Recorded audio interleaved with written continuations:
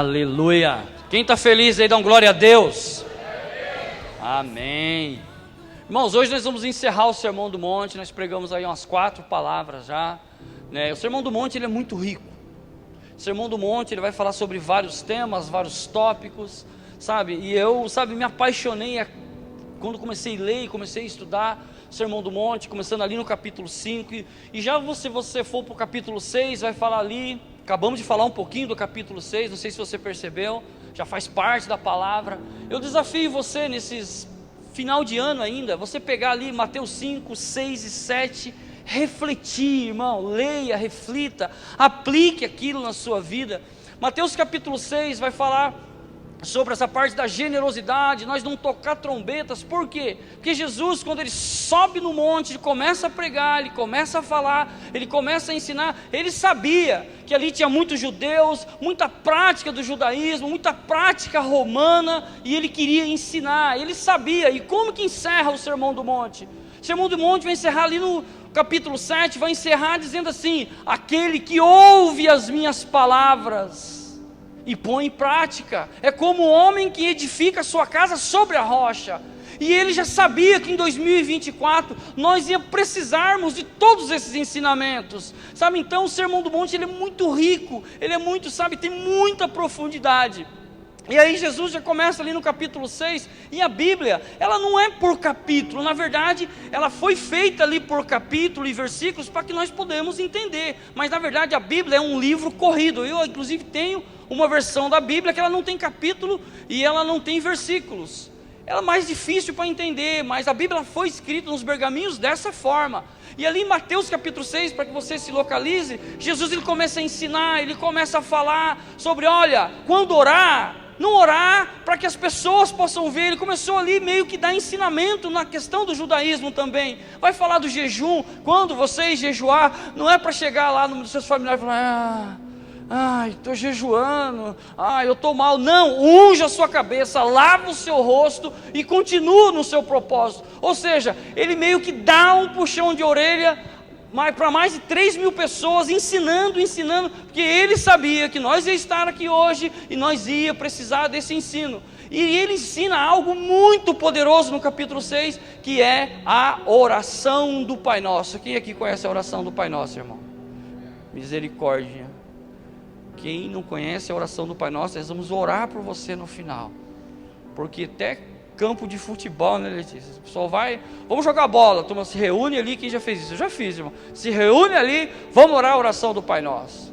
É uma oração muito conhecida, né? Oração universal, é uma oração que se você for na Alemanha, eles vão orar na língua deles, vão orar a oração do Pai Nosso. Jesus ele ensina a oração do Pai Nosso também, se você não sabia, também no Sermão do Monte. E ele fala: não fazeis vãs repetições. Mas deixa eu te falar algo: se você não conseguiu nem decorar a oração do Pai Nosso, se você não consegue nem gravar na sua cabeça: Pai Nosso que estás no céu, santificado sobre o seu nome, santificado seja o seu nome, como que você não vai orar em vãs repetições? Essa é a principal oração que é orada daqui em todo o planeta no cristianismo. Como você vai refletir, não vai repetir algo que nem você conhece? Deixa eu te falar, irmãos, todo crente, toda pessoa que, ingressou no Evangelho, ela deveria, ter o Sermão do Monte como a oração do Pai Nosso, na ponta da língua.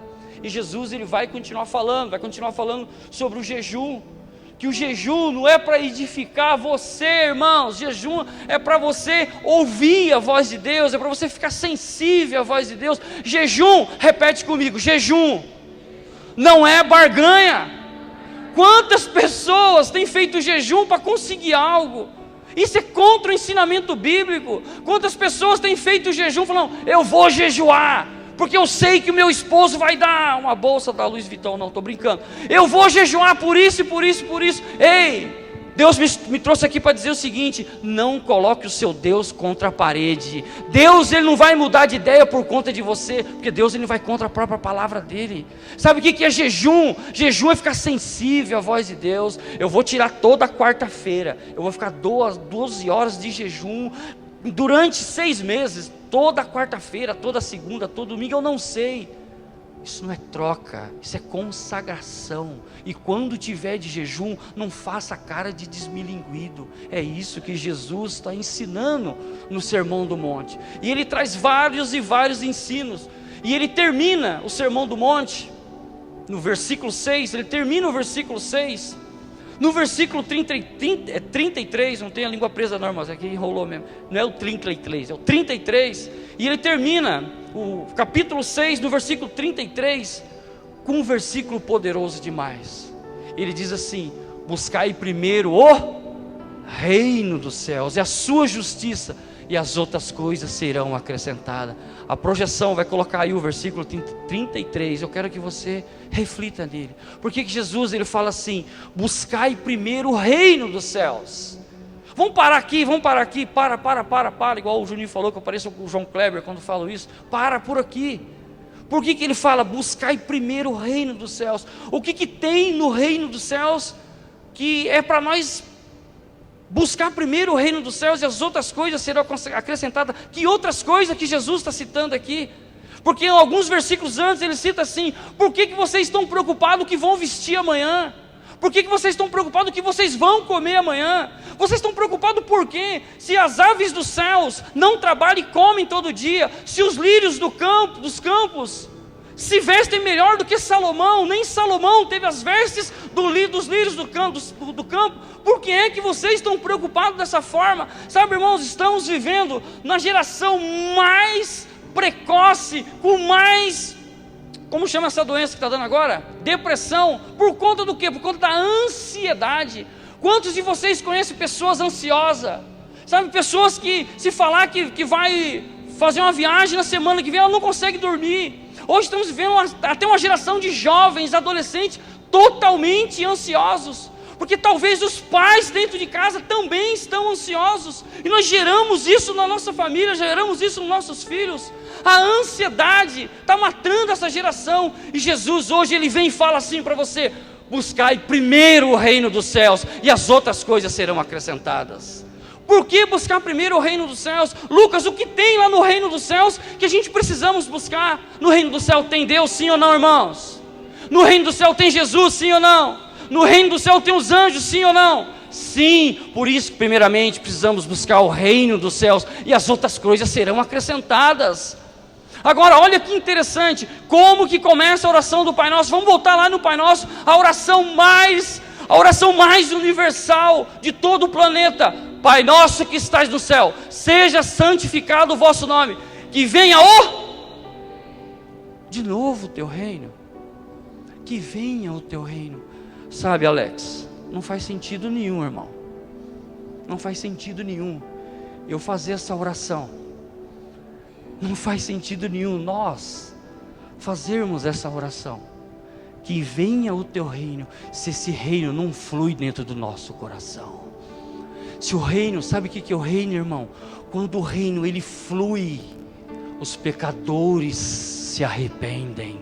Quando o reino começa a fluir com os anjos, com o Espírito Santo, com Jesus, com Deus dentro do nosso coração, os pecadores começam a se arrepender. Não faz sentido nenhum, é contraditório eu orar e falar: eu não vejo a hora que Jesus vem buscar a sua igreja. Jesus vem, noiva vem, maranata, maranata, a hora vem o Senhor Jesus, venha com o seu reino buscar a sua igreja. Se o reino de Deus ele não flui dentro do meu coração, que sabe o que é o reino fluir dentro do meu coração? É quando eu começo a chorar dentro de mim, é quando eu começo a colocar essa palavra em prática e falar assim: eu não aceito que no próximo batismo eu não consiga trazer nem pelo menos uma pessoa para que saia daqui arrependida e desça as águas do santo batismo. Não faz sentido nenhum nós termos igreja que o reino não flua dentro de mim e dentro de você. Não faz sentido nenhum nós começar a orar: Senhor, Senhor, busque a sua igreja, se o reino de Deus não faz sentido dentro da minha família.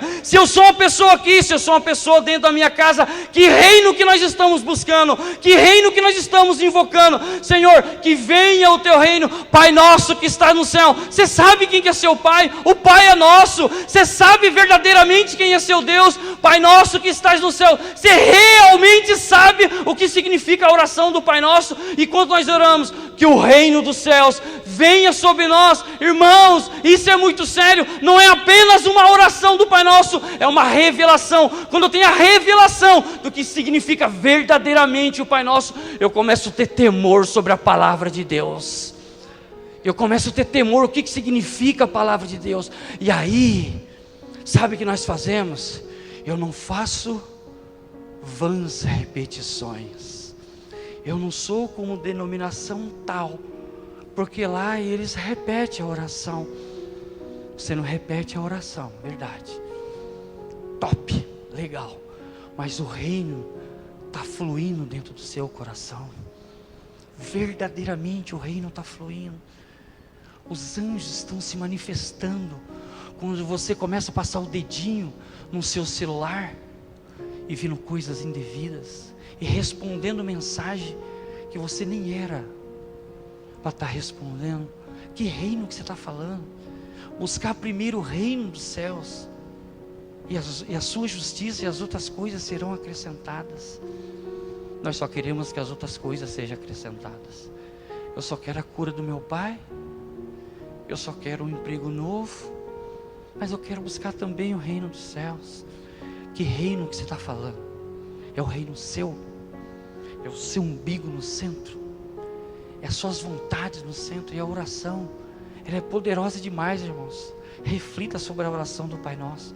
Quando nós falamos que seja feita a sua vontade, e quando a vontade de Deus é feita, nós entramos em desespero. Estava conversando com o irmão antes do culto começar, né, o irmão Lucas. Ele veio, me abraçou. Eu quero agradecer cada ato de carinho de cada um de vocês. Estou num processo de recuperação ainda, vivendo luto dia após dia. Na segunda-feira, minha irmã foi até o abrigo, trouxe uma caneca que eu mandei fazer com a foto dele.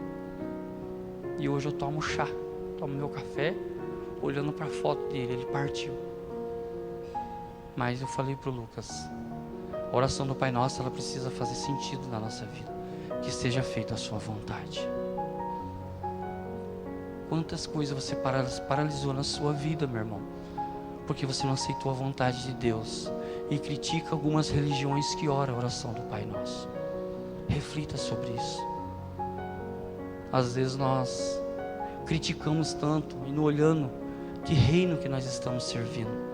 Que seja feita a sua vontade. Quando nós oramos, Senhor, buscar primeiro o reino dos céus, nós não sabemos nem que reino nós estamos falando. Eu creio numa igreja, André, eu creio numa igreja. Uma igreja que tem pregação, mas uma igreja que tem fundamento de saber o que a Bíblia está dizendo. Pregação nós vamos ver dia após dia, mas do que da pregação tem ficado no seu coração, e a Bíblia vai ser mais enfática. Você acha que Jesus parou por aqui? Não, Ele vai mais a fundo. Sabe a oração que faz sentido para Ele? É oração persistente. Nós precisamos ser uma igreja, não somente uma igreja que ora, uma igreja que persiste em oração. Você precisa ser uma família, não somente que ora, mas que persiste em oração. Abra a sua Bíblia, só um pouquinho mais para frente, só pula uma aí. Mateus 7, versículo 7. Mateus 7, versículo 7. Quero dizer para você que a oração não é uma lista de pedidos. E Jesus, quando ele está ali no Sermão do Monte, ele fala assim, olha, quando orares, ele não fala, se quiser você ora, se não quiser deixa quieto, pede para o Juninho. Não, quando orares assim. Sabe, a oração, e quando nós falamos em oração, é uma das maiores dificuldades, André, de toda comunidade de fé. Quem está comigo, irmãos? A oração ela cansa. Cansa ou não cansa? Você pode mandar o irmão, dar 500 conto para ele e falar assim, ó, vai em 3 açougue e cota para mim, nós vamos fazer um churrasco, contrafilé, aleluia, eu quero o preço do contrafilé. Ele não sente canseira para isso. Nós vamos fazer tal coisa na igreja, tranquilo. Noite do pastel, quem gosta de pastel, irmãos? Pensa, o negócio está viciando, meu, pastel, aleluia. Tem os 2 irmãos lá na mesa de som que quase pulou lá de cima. Tudo isso é muito bom. Convoca uma reunião de oração. Oração cansa. Mas sabe o que a oração cansa? Porque Satanás sabe o poder que tem os seus joelhos. O diabo sabe quando a igreja se prostra em oração, o que vai acontecer. Então ele te coloca canseira. Seja sincero, seja sincero. Só quem é sincero levanta a mão. Quem aqui ora mais do que 1 hora por dia?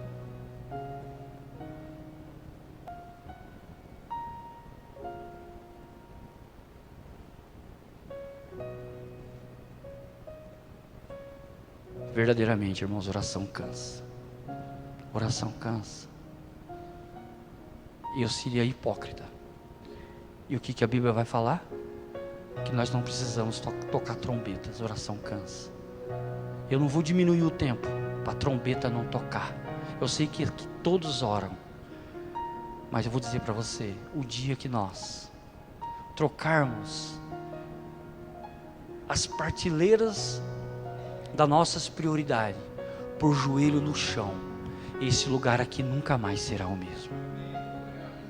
Sua família nunca mais será a mesma. Seu esposo nunca mais será o mesmo. Orar sem cessar, as coisas na sua vida nunca mais será a mesma. Olha o que diz Mateus capítulo 7, versículo 7.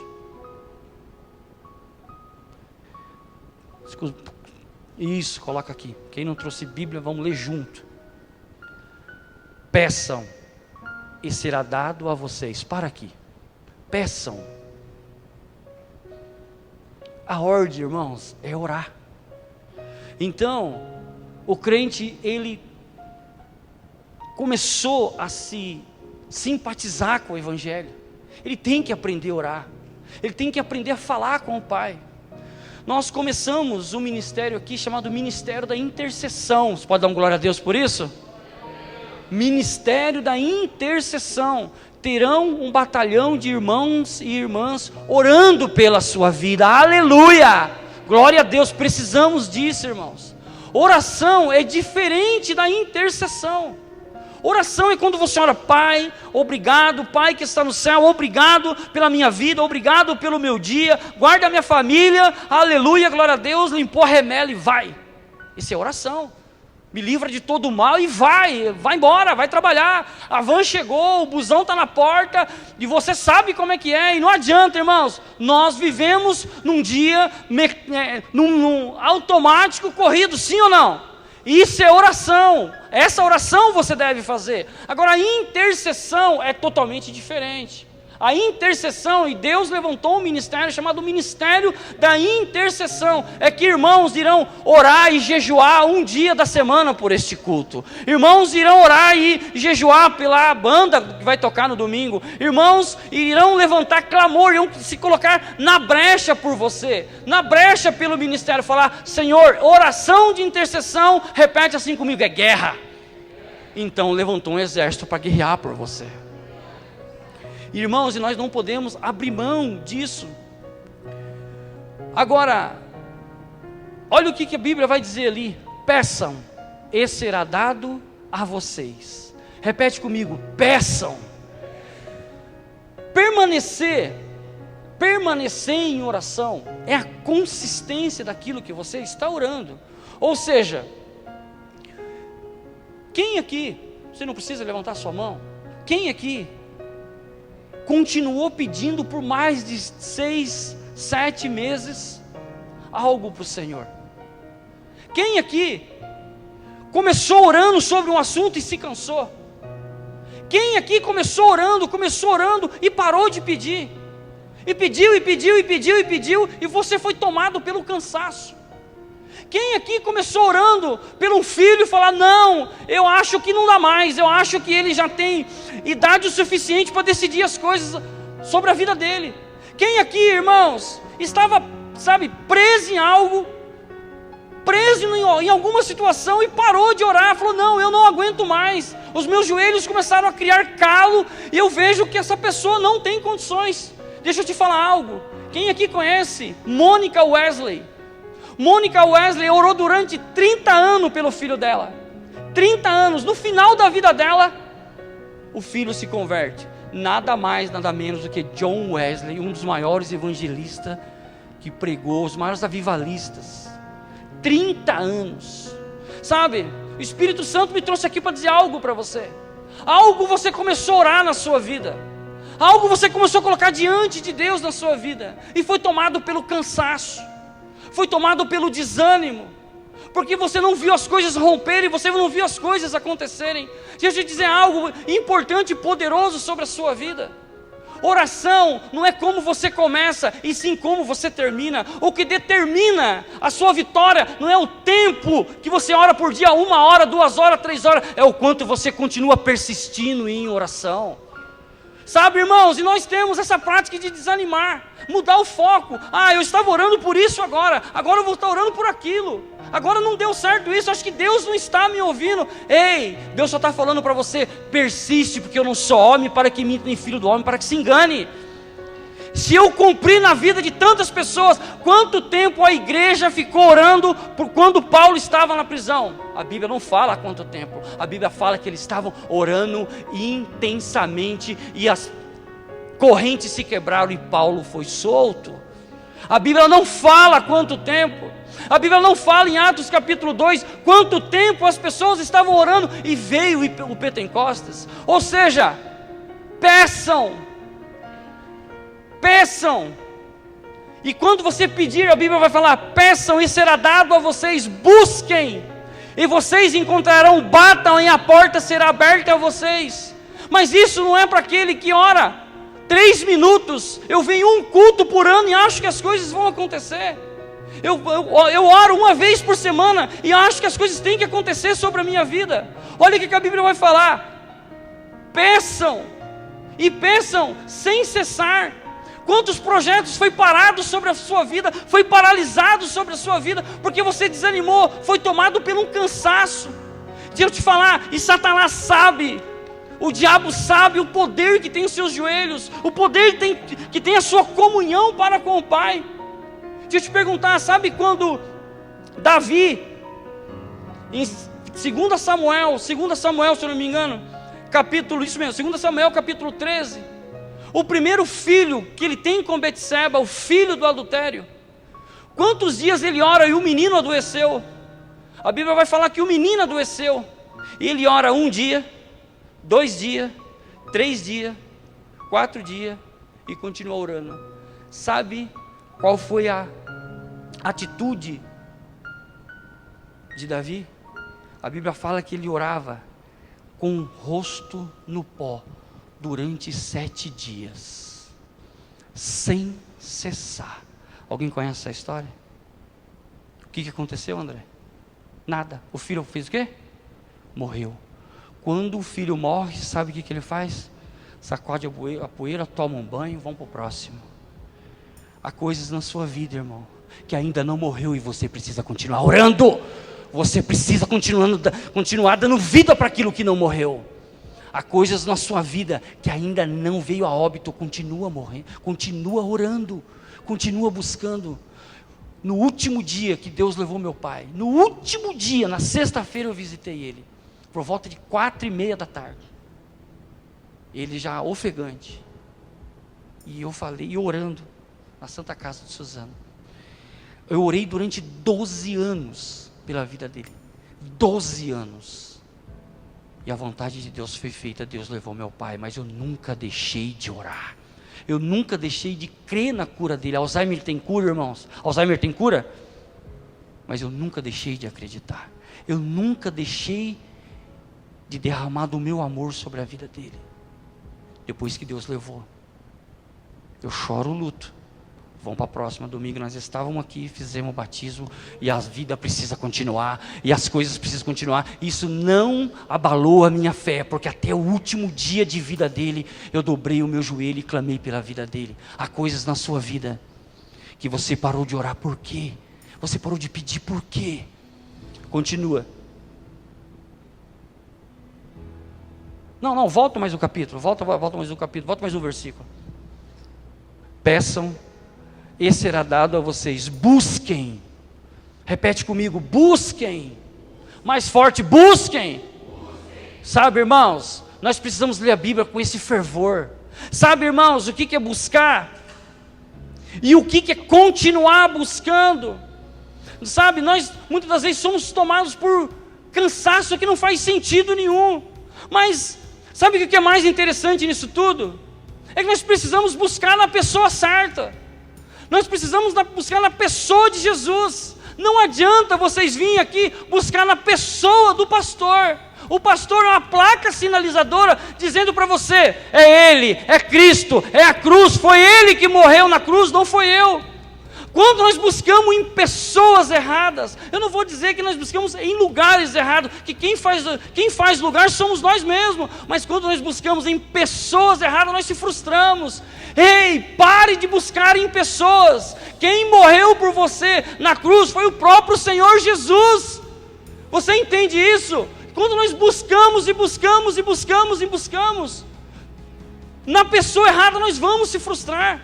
O homem, ele tem, sabe, um dom de frustrar as pessoas. E se eu já te frustrei, eu te peço perdão em nome de Jesus. Mas nós, sim, irmão, nós frustramos pessoas. Mas quando nós viemos buscar a quem você saiu da sua casa às 15 horas, às 15h30, se trocou e veio aqui, você veio para buscar quem? Se você veio para buscar o pastor Jones, a qual eu vos falo, você veio buscar na pessoa errada. Eu preciso sim ser exemplo para você, ser referência para você, mas se a sua referência não for Cristo, você está buscando uma pessoa errada. Sabe, irmãos, o que a Bíblia vai falar em João capítulo 14, no versículo 6, vai dizer assim: eu sou a vida, eu sou o caminho, a verdade e a vida, e ninguém vem ao Pai senão por mim. Ele é o caminho, Ele é a vida. Você pode dizer aleluia? Ele é o caminho, Ele é a vida. Então não busque em pessoas. Muitas das vezes nós se frustramos, irmãos, porque nós buscamos em pessoas. A Bíblia vai falar: quem bate, quem busca encontra, quem procura acha. O que você tem buscado? Você tem buscado apenas um culto fervoroso? Você tem buscado apenas um culto cheio de unção? Você tem buscado um culto ao qual o pastor vem com a eloquência muito boa? A quem você tem buscado? A quem você veio encontrar nessa noite? Se você não veio encontrar o Senhor dos Senhores, chamado Jesus Cristo de Nazaré, deixa eu te falar, você está no lugar errado. Nós precisamos levantar o nosso dia, vir para o culto, falar: hoje eu vou buscar a face do Senhor, quero ter um encontro face a face com o meu Deus. É para isso que nós estamos aqui. O louvor, irmãos, eu não sei para você, mas essa noite o louvor foi poderoso. Ele esticou a toalha, ele preparou a mesa para que o Senhor venha te servir. Nós precisamos, quando nós buscar o quê? O que você vai fazer com essa palavra quando ela terminar? O que é que você veio buscar? Quando nós viemos buscar apenas amizade, não, eu vou lá porque o Regi e a Carol estão aqui, eu vou lá. Não, irmão, você tem que vir, não só por eles, tem que vir não só pelo Juninho, não só pelo Lucas, não só pelo André. Você tem que vir porque Jesus está nesse lugar, fluindo da glória dele. Eu quero mais dele, eu quero me encontrar com ele, eu quero abrir o meu coração, eu quero que Deus fale comigo essa noite. Quem busca, repete comigo, quem busca, acha. Mas, pastor, tenho buscado há tanto tempo e não tenho achado nada. Eu tenho buscado de todas as formas, não tenho achado nada. Como que vai começar esse capítulo? Como que vai começar essa mensagem? Busque, mas seja persistente. Eu conheço um homem que ele foi em 9 encontros. 9. Quem aqui já foi para o encontro? 9 encontros, irmãos, 9 encontros. Toda vez que ele saía do encontro, ele voltava para o alcoolismo, voltava para o alcoolismo, voltava para o alcoolismo. E aí começou as piadinhas, né? Vai lá porque 3 dias lá alguém pagou para ele. Vai lá porque o pastor faz churrasco. Vai lá porque isso, vai lá porque aquilo. Mas no 10º encontro, Deus falou verdadeiramente com ele. Aquele homem foi curado do alcoolismo. Sabe o que é isso? Ele buscou com persistência. Ele não cessou a busca dele. Talvez você esteja aqui, irmão, e deixou alguém amado, querido lá na sua casa, e você falou assim: por ele eu não busco mais. Deus está falando ao seu coração: continua buscando persistentemente, continua buscando, que a sua hora vai chegar, o seu momento vai chegar. Sabe, quem para no meio do caminho, pega a fila lá de trás. Continua com a sua bênção, está na pontinha, está na beirinha, mas continua buscando persistentemente. Peça que será dado, busque, você vai achar. É isso que Jesus estava tentando ensinar há 2024 anos atrás, lá no Sermão do Monte. Vocês vão precisar, uma casa edificada sobre a rocha, ela precisa saber primeiramente pedir, e segundo, buscar. Sabe, irmão, nós buscamos,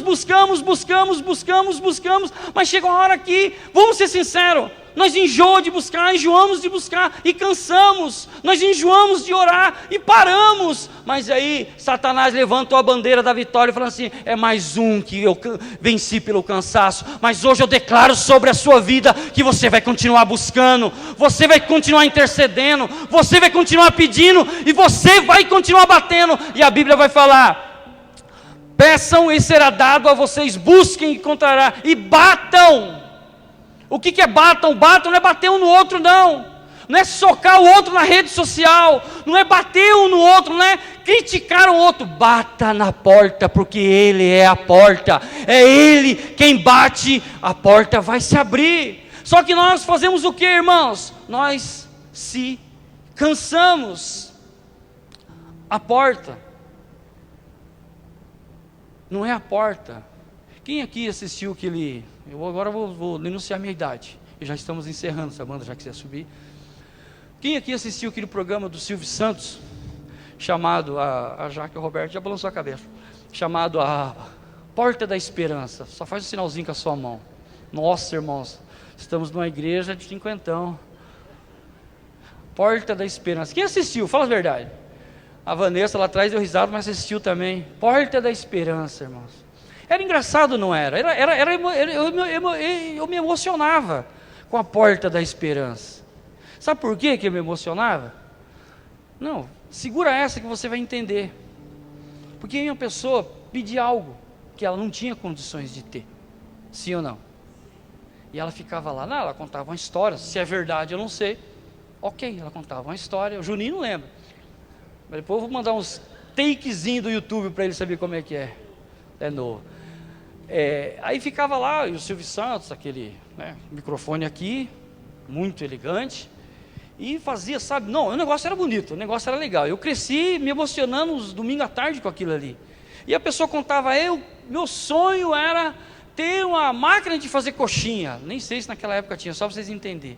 E ela contava, tem uma parte da história lá no bairro que ela morava, e aí aquele negócio todo, e o Silvio Santos falava, e vai chegar, então, vamos chegar o momento que abre as cortinas, abre a porta da esperança. Aí não tinha uma banda de louvor dessa, às vezes não tinha ninguém, né, Jaque? Aí não tinha ninguém. Olha que interessante. Se o teclado quiser me ajudar, pode ajudar. Só que 3 domingos depois, eu era viciadinho, 3 domingos depois estava a mesma pessoa lá, Ricardo, denunciou a idade, estava a mesma pessoa lá. Silvio Santos, mas você aqui de novo? Abria a porta da esperança. Novamente não tinha ninguém. 1 mês depois, e você vê como eu era viciado, Letícia. A mesma pessoa estava lá com a carinha assim de pedinte, porque pedinte tem cara, né, irmão? A mesma pessoa. E de repente, Silvio Santos falava assim: olha, você aqui de novo. Contava a mesma história, e meio que resumia. Aí, abre as cortinas. Tinha a porta da esperança e a moça ganhava A máquina de fazer coxinha. Sabe o que eu quero dizer para você? Você não precisa ir na porta da esperança. A esperança sua é Cristo. Você não precisa ir no Silvio Santos, até porque ele já morreu. Mas se você tiver a sua porta da esperança e ser perseverante e bater, e continuar batendo, essa porta ela vai se abrir. E quando essa porta abrir, você vai lembrar dessa história. Eu fui perseverante durante 20 anos. Sabe, irmãos, para o meu segundo emprego, que foi aqui na Xiang, eu fui 3 vezes lá, André, de a pé, não tinha dinheiro para pagar passagem. Na 4ª vez que eu fui, o gerente, o encarregado olhou para mim e falou: mano, eu vou pegar você pela sua insistência. Porque você, irmãos, hoje eu estou mais fortinho, mas com 15 anos de idade, o Marciano e o Ney lembram, eu era um rato de esgoto, para pegar no pesado. Mas eu fui perseverante. Trabalhei por 13 anos na mesma empresa. Eu fui perseverante. Deixa eu te falar. Por que você parou de bater nessa porta? Por que você parou de ter essa esperança que não vai abrir nenhuma cortina? A cortina já se abriu, o véu já se rasgou de baixo em cima. Você tem acesso aos céus. Por que você parou de bater nessa porta? Existe uma porta que você, precisa voltar a bater hoje. Precisa voltar a pedir hoje. Precisa voltar a buscar hoje novamente. Eu só falei para você um versículo do Sermão do Monte. E a Bíblia vai continuar, irmãos. Deixa eu terminar o esboço aqui, senão não vamos conseguir. E a Bíblia vai continuar. Pois todo aquele que pede, repete comigo, recebe. Todo aquele que pede, recebe. Quem busca, encontra. O que você está buscando? Hoje chegou o dia de você encontrar. E o que você está buscando precisa ser Jesus de Nazaré sobre a sua vida. Todo que pede, encontra, e todo que busca, vai achar. E toda porta, Deus está falando para você, toda porta que você bater, ela vai se abrir. Agora faz todo sentido buscar primeiro o reino dos céus, e as outras coisas serão acrescentadas sobre a sua vida. Não é apenas uma oração do Pai Nosso, não. Cutuca a pessoa do seu lado e fala: não é oração somente do Pai Nosso, não. É muito mais do que isso. Vai muito além disso.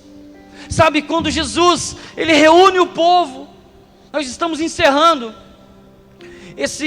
essa série do sermão, essa série de palavras.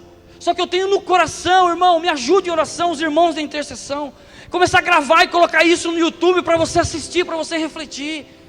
Isso é muito poderoso, porque Jesus, Ele começa a fazer os seus milagres, Ele começa a fazer a sua obra, o seu ministério, e Ele já percebeu que o povo estava vindo atrás de pão, o povo estava vindo atrás de milagre, o povo estava vindo atrás, sabe, de tantas coisas. Ele fala: vai chegar um momento na sua vida que você vai precisar de ensino, você vai precisar de estrutura, e uma casa estruturada, uma casa bem fundada, com profundidade, ele precisa ser fundamentado em Cristo.